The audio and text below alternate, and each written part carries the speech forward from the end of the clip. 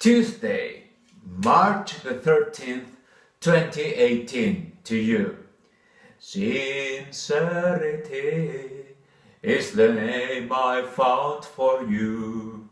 That stanza belongs to Italian singer Mr. Riccardo Cocciante's song Sincerity, which hit charts in Latin America in 1984.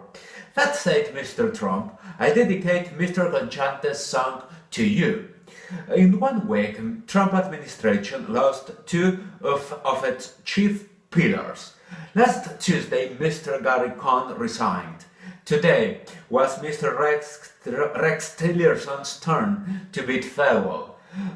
President Trump sacked him from his post as Secretary of State. Mr. Tillerson will be succeeded by the CIA Director, Mr. Mike Pompeo, who in turn will be replaced by Deputy Director Mrs. Gina Haspel, of course assuming that Senate will ratify these nominations. Would it? First and foremost, it is already of common knowledge that Mr. Tillerson did not want to remain in the cabinet any longer.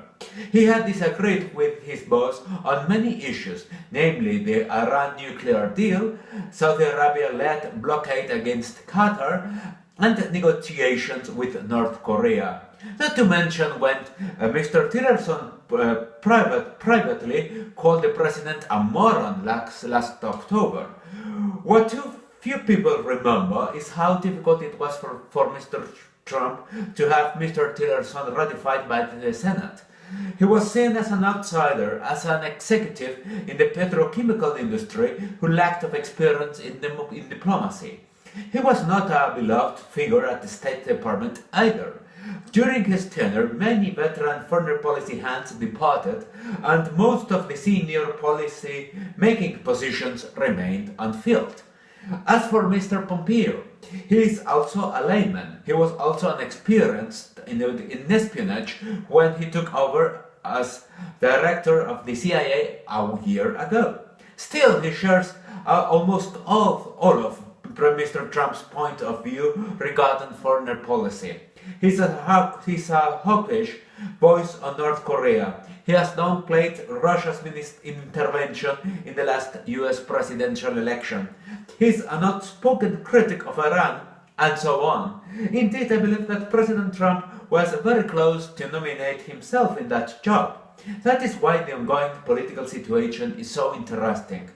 Trump administration is naked. The pride from the clothes of complexity the US government is nowadays in naked sincerity. Finally, Mrs. Gina Haspel ran one of the CIA's detention sites in Thailand in 2002. There, Mrs. Haspel oversaw the torture of terrorism suspects. Tapes of those interrogations, which included waterboarding and smashing when suspects head into a wall, were audibly destroyed in 2005 according to a New York Times report. How will senators vote? Needless to say, the confirmation process for both appointments will show what senators really believe in. You never tell me if it's a yes or a no. You always tell me perhaps. Dear senators, do you like Riccardo Cocciante? The world is still on.